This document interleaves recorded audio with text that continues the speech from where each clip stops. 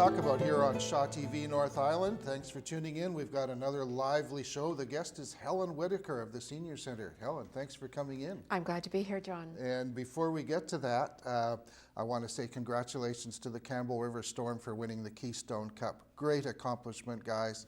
And the team owners and the managers and the city helped them too, and all the fans. So I hope to have them on the show again. We had them on at the beginning of the season, and well, maybe again. But Helen, how's the Senior Centre coming along? Well, I want to say yay Storm as well, and I want to tell you that we put up our old pool table, and we just simply couldn't do it, and guess who came to the rescue? Well, you told me before. Storm! Storm came to the rescue. Those young men came, lifted those slate tiles up, and so the seniors have been able to putter around at the old table, and we have some good news. Yeah. We have a matching grant, and we are going to get 2 new pool tables. Who's the matching grant from? The British Columbia Recreation Foundation. Okay. Recreation Foundation of British Columbia. Yeah. So we got a matching grant, and we're going to get 2 new 4.5 by 9 tables. Wow. Boston pockets. I know all that talk now, you know, and we're really looking forward to having them in and set up. Yep. Will you keep the old one too, or no? We're going to find out what we call is our highest and best use, and we try to have the highest and best use happen right in our own community. So we'll be looking at that. Okay, folks, if you know somebody who wants a pool table, Helen has one. Just a donation, I think. Yeah. You know what? That's not my decision alone, but that's how we've been trying to utilize some of the things that we had before we moved in our new place. Now, that's a good segue. You were kind of, not an orphan, but a migrant there for a while. We were. With locations. You were in the mall, you went out of the mall temporarily at the Sportsplex, I think. But you've been back in since, was it December? We went in for 2 weeks in December, and we've really been in operation since January. Yeah. And I think it's been a whirlwind of a success.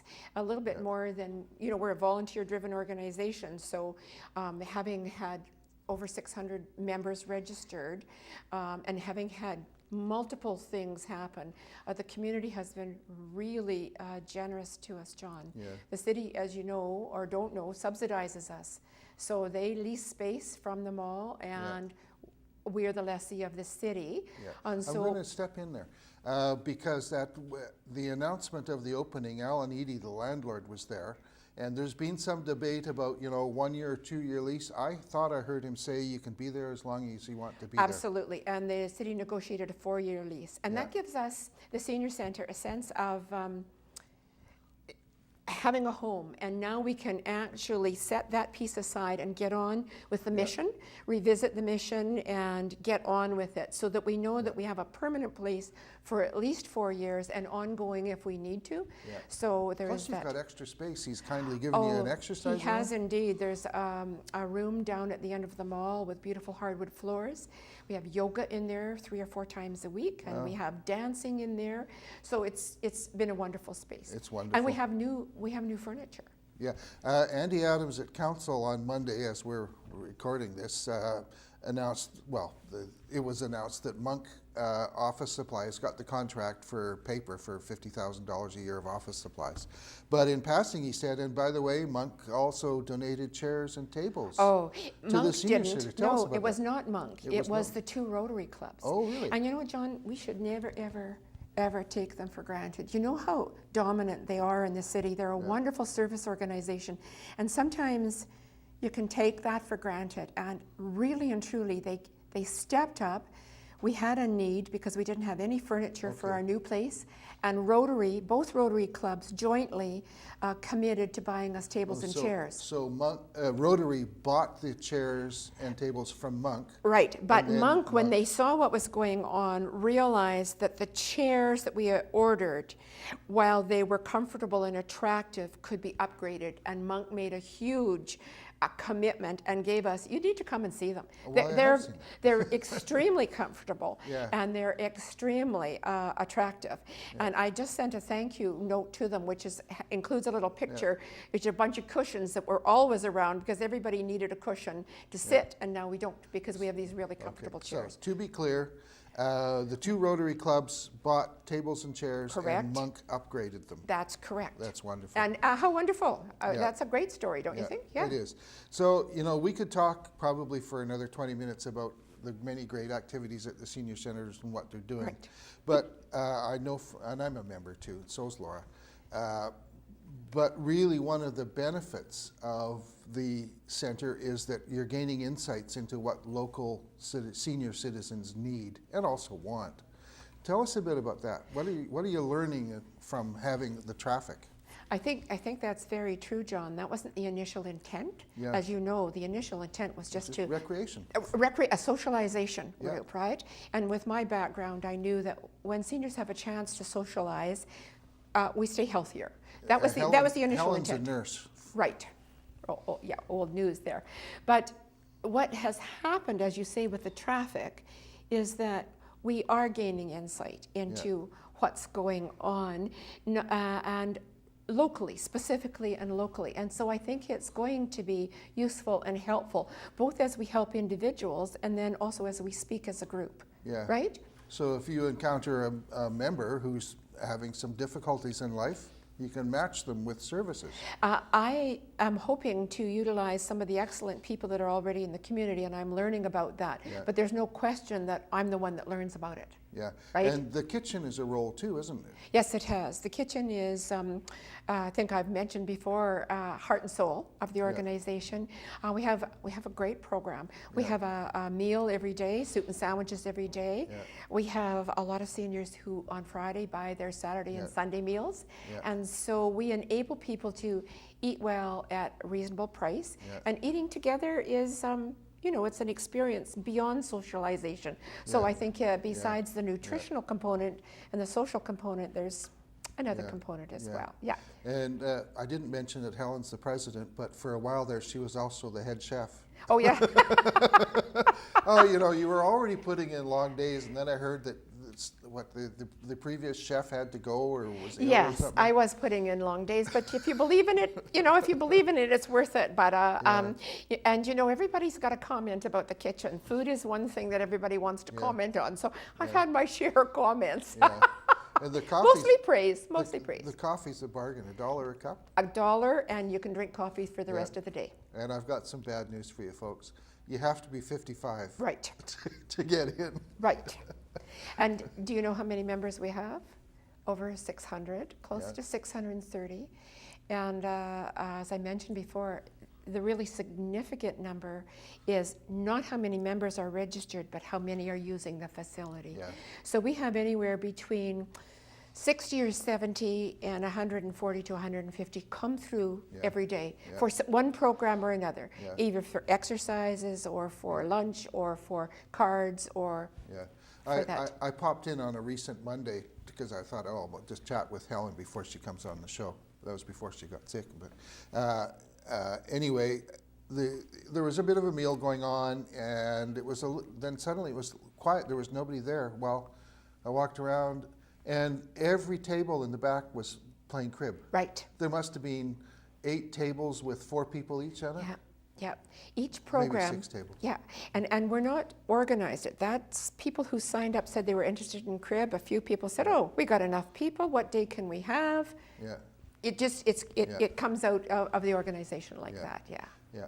Now, one of the highlights from the early months of the senior center is you had the seniors advocate. What's her Isabel name? McKenzie. Isabel McKenzie. Right. There. That was quite a day.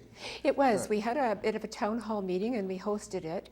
Yeah. And Isabel has been Miss McKenzie was very faithful to all the small communities in the North Island and ours as well, and really dropped in everywhere and kept a listening ear. Yeah. Spent a lot of time listening to us speak from the floor. Yeah. And I've stayed in contact. Yeah. Yeah. And she recently put out a report, BC lagging on seniors therapy. Advocate finds premature placement in residential care, overuse of drugs, and lack of rehabilitative therapy Right. for seniors in residential care. Right. So that's pretty important. It is very important, and she's quite committed to that.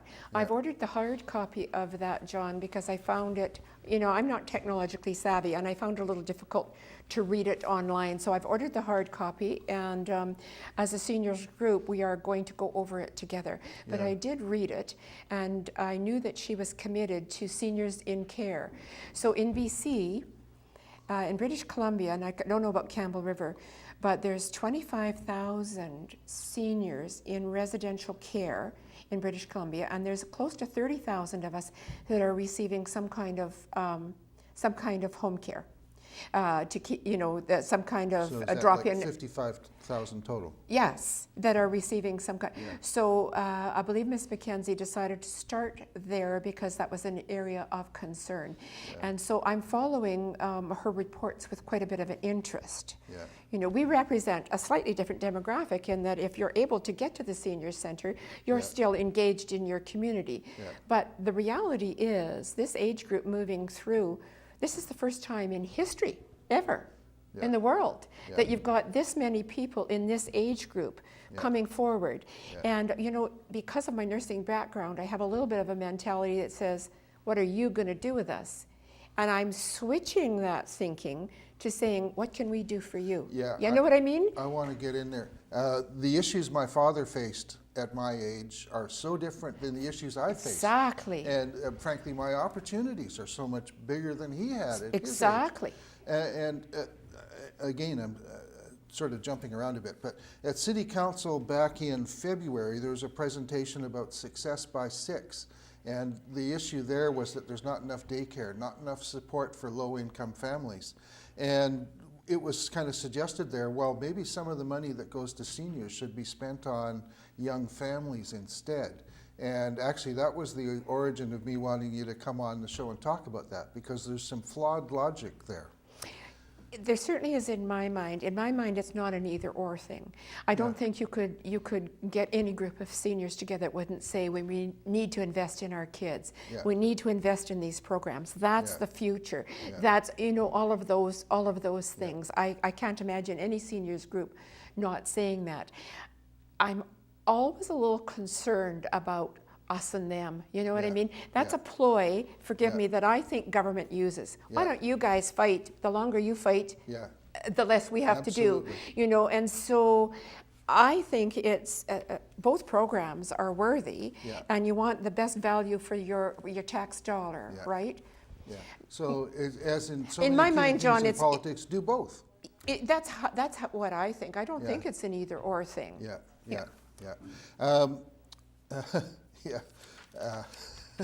Perks for seniors in federal budget. That's how as we're talking, the federal budget was done yesterday, and you know, they're not perks. Seniors are big winners in budget. That's the Vancouver Sun financial columnist Don Kao. He probably didn't write that, but that's the headline. What did we win? There's no big winners. Oh, thank you. But there are a few things for seniors like the TFSA and the RIFs. They've changed some rules on that. But really, it was a very quiet budget, especially for a pre-election budget. But I don't know, do you have any thoughts about, you know, the budget and not the details, but, you know, like seniors being big winners? No, I don't. I'm not apprised of this at all, and I have started to follow local politics rather than national politics. But I'm not unaware, John, that we're the emerging and voting demographic. The turnout ratio of absolutely. Seniors is so much I saw higher. yesterday that on CBC TV that 65 to 75-year-olds, 75% of us vote. Biggest group that votes. So needless to say, that's going to influence government, the political aspect, not the good governing, but the political aspect of it, right? So I think that's going to shape society because, again, as we come through, we're a huge demographic, right? And our physicality is so much different than seniors in the past. And again, thanks to Medicare and stuff like that. We live longer, we live better. But without role models. We live longer, and we live better. But the truth of the matter is there has not, just as I said earlier, not been a a group of seniors this old and this many of us, you know, in society, so that we can look to that. But the expectation, as you know, John, was that you retired, you know. Lived a few years and died. Exactly. Yeah. So the whole model of aging needs to be re-examined. Now, there's an elephant in the room here, and it's called dementia. Yep. And the federal budget has a few $1,000s to study it. But well, my father actually did die of dementia. Yep. But the prevalence is increasing radically. Maybe it's diet, maybe it's environment. I don't know, but... I'm really glad to hear you say that out loud, because, you know, that's what we need to talk about. Yeah. That's what we need, and we need to wrestle with it, and we need to come to some kind of... sorry, my memory's fading. What did you say? And we need to joke about it, and we need to wrestle with it, and we need to go through all of that business about coming to acceptance of it. Yeah. And I'm sorry, I can't remember your name. Yes, you can. I can remember yours, but there's other people at the senior center that I had to ask Helen. What were their names? Yes. Yes. And I never had that in the past. Nor did I. And I used to be able to focus on, I used to be able to run on what I called 8 tracks, right? Yeah. I could run on 8 tracks. And now, if my train jumps the tracks, I never remember which one that I started on. And I have a friend 17 years younger than me. And I go to her and I say to her, am I losing it? And she'll say, oh, just a little? No, she says, you don't finish your sentences. That's where I'm at right now. So yeah, John, talking about dementia, you and I are sitting here laughing about it, but it is a reality. Yeah. And it's a reality for the individual. But it's a reality for society that's going to have to pay for it. It's a reality for the family and for the community and for society. Yeah. And we need to talk about it. Yeah. And how do we pay for it? That part I don't know. Yeah. Well, actually, I do know, and I'm going to put an editorial in here. We grow the economy. Tell me how that works. Well, resource development, instead of, oh, we can't do that because it might kill a few fish, or we can't do that because it adds some risk to the river. We've got to manage the environment, but there's so much not in my backyard syndrome, NIMBY, that our economy, like the debate over the Site C dam. I mean, I could talk for hours about the pluses and minuses of Site C, but just the debate is delaying the growth. So if we're going to pay for services for young families and for seniors and for lots of other people, we have to create jobs. Now I follow you. Okay, I follow you. Yeah. Yeah.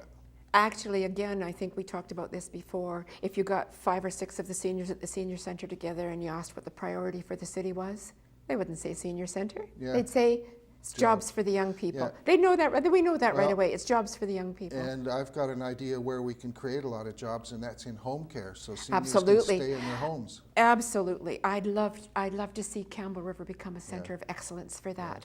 In our schools. Yeah. North Island College should North Island College or some institution become a center of excellence and become a focus. Yeah. Because we're a high percentage of the population, and we are the reality. Yeah. I, at the risk of having somebody annoyed by what I'm saying, it's a low-skilled job, and it's not rocket science, but you have to be a caring person. You have to be a caring person. Yeah. And, but you can be trained how to look after, how to lift, how to wash, and many other duties like that. You don't need a computer. So there's lots of underemployed young people looking for work, and if we were to, let's say if we had a federal government with a bit more largesse in mind, they would be creating training for home care and funding the provinces to deliver it. But of course the opposite is happening. I'm not right up to speed on that, but I do know that people in their own home have a better quality of life, and also, to the best of my knowledge, from several years ago, it's less expensive for society. Absolutely. To maintain. Yeah. Two North here in town, absolutely chock full of seniors, and there's a shortage of care facilities. Now there's one being built at an expansion at New Horizons. Right. But when's that going to be ready? 2017. And Berwick, that opened about the same time as the senior Berwick is center. a residence. It's not a care facility. It's That's a true. residence. Yeah. There's a difference. But Yeah. there's a little cost difference too. That's There's a where I cost was difference. going. I tell you, I'm not really sure, but I think I'd like to pursue this. The seniors at the center have asked me to pursue it, and I haven't had time. So Berwick is a residence for one socioeconomic group, and then we have excellent subsidized housing in Yeah. Campbell. Excellent. But The not Legion enough. and that. But for those of us that are borderline on either way, and we want to go into some kind of community housing, where is it?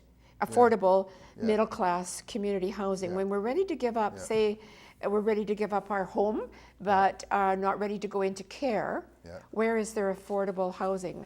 That Yeah. piece I don't know, and I have been asked to have a look at that. Yeah. There's Well, lots of models all over the Yeah. world, of a different community living for yeah. seniors. Actually, that's a really good segue to something that I saw. I'll have to do it from memory. Oh yeah, here it is. Shelburne Community Kitchen in Saanich. It's some kind of a care facility, but it's attached to a community garden. And we're in Campbellton developing a community Right. garden now. Right. And I know you've got a garden you're very happy with. And I run a But- boulevard that's a little bit of a community But this garden is as well. thinking out of the box in terms of, okay, we've got these problems, and if Yeah. we can match them better with opportunities. So, if we're developing the New Horizons edition, are they putting in a community garden? I doubt it. I think the senior center has enough people that would be interested in one. Yeah. But again, that's an opportunity down the Yeah. way. When that opportunity presents itself, Yeah. I Yeah. think there Yeah. will be enough people. And it's not a coincidence I'm raising this, because I'm concerned about the long-term future of the world, but also like Vancouver Island and where we get our food. Food self-sufficiency is going to be a major issue in times ahead. Remember where you heard it here I first? was quite surprised, when I was approached by that group. And a newcomer to Vancouver Island, John, I guessed that we were 20%. Because I thought, well, we have dairy farms, we have a little bit of wheat, Yeah. we have beautiful growing season. And once I began to research it, Yeah, I it's was like quite shocked. 2% or 4%? 2 to 4%. Yeah. And so we're only 750, 800,000 people on this island. It's economics in the sense that, they can make lettuce cheaper in Mexico for about 10 months of the year. But it's the 2 months in the winter where Yeah. like if we start thinking about, okay, we've got underemployed young people, let's build greenhouses. And let's get the seniors to teach the young people how to do the greenhouse. Exactly. I have a freezer full of vegetables and fruit out of my own garden and Yeah. fish out of our beautiful river. Yeah. It does it get any better than that? Yeah. But I have the luxury of time to do that, Yeah. and that is something Yeah. I as a senior should be Yeah. able to share Yeah. with a young person, right? Yeah. Now, the proportion of seniors in Campbell River, do you know what it is? I know what it was in 2011. Which was? It was 16.4%, Yeah. 4% higher than the national average. Right. That not being the significant figure being the group that were in the 55 to 65 range, and then the next group they're in the 45 to 55 Yeah. range. So the reason our average is high right now is because we lost our young people when the mill closed. Yes. Right, our 25 to 45-year-olds. Yeah. But But that doesn't change the reality that that's who we There's are. lots of people moving here, like from Alberta, they've got nice provincial government pensions, or municipal or whatever, and the affordability and the climate here, like we've got high affordability, moderate climate, so the city, for the last 10 years actually has been trying to attract its retirees here. Well, I'm one of them, right? Yeah. I'm one of them. And good. Yeah. So, it is what it is. Let's make the most of it. We certainly have the most spectacular scenery on the east coast of this island, don't Yeah, we? Yeah. Bar none. Yeah, Bar none. Yeah. But and, we've and a also mild got- climate. And we've got good soil too. So, well, I live in Rockland, so. Oh. I wonder how it got that name. But I also, besides having a community garden on my boulevard, I have a community compost. and my neighbors all contribute to my compost, and we're making soil for the things. So those things are all doable, John, if you have the time. And that's what retirees now have, right? Yeah, yes. Is time. And it's such a luxury. It's what you choose to Time put your and good to. health. It's such a luxury to have that. So I really think that instead of thinking about getting old, it's utilizing this time in a fashion that's meaningful. At the recent council meeting, there was an issue. Mike Gage made a presentation, a longtime activist, and I think it's the Pacific Salmon Foundation. If I got the name wrong, pardon me, there's 2 salmon groups in town. But they have a derelict boat in the estuary. Oh, yes. And the community with E&B helicopters and a bunch of other people are dealing with it. So, like the Coast Guard came and took the engine out so that it wouldn't pollute it, but they left the hulk there. So, you know, Mike is a retired person, and we had a fellow on the show here recently about the Willow Point Hall. He's about 100. We've got some relatively older people in town who are still making very useful, vibrant, valuable contributions to the community. Absolutely. That's the way I want to change our thinking about this, is when you see people who are fully engaged in their lives making this kind of contribution, right? So it's not about the senior center being for those that are fading away. It's not. It's for those of us that are engaged. Yeah. You know, we were almost out of time. Oh, John. Any thoughts on the hospital? No. Okay. How about the city's 50 There's lots plus of thoughts on it, because seniors with lots of time go and sit in the platform and watch the construction and comment on it, but I don't. Well, the art in the present hospital, I think we talked about that last time. It's a good thing. But the hospice is, you know, we're fundraising for a new hospice. They are, and the city has been generous there. And this last week was the National Awareness Day. Hospice has been entrusted with advocating for people to make their advanced care directive. So, and that's also going to come with this new wave of seniors, right? So we'll see where that takes us. And a shout out to the Community Health Network. The Community Health Network. That's, I think Isabel McKenzie is advocating some kind of a new system. Oh, okay. I'm not up to speed on that, but I'll have to have a look. Nor am I. Anyway, we're out of speed because we're out of time. Well, is there something I missed that you want to toss in? I don't think so, John. Good, okay. I'm happy to talk. As you know, I love the title of your show because there's always something interesting to talk about. We'll thank Chaz for that. That's a good title, too. Yeah. So there you go, folks. Talk About here on Shaw TV North Island. If you'd like to watch it again, we have a YouTube channel. Just Google Shaw TV North Island and you'll find it. My website, crnv.com, also has links to it, but it might be a while before I get that link up on my site. But anyway, thank you, volunteers, Matt and Laura, and Gord in the producing room there. So, and thank you, Shaw, too, for putting on Talk About.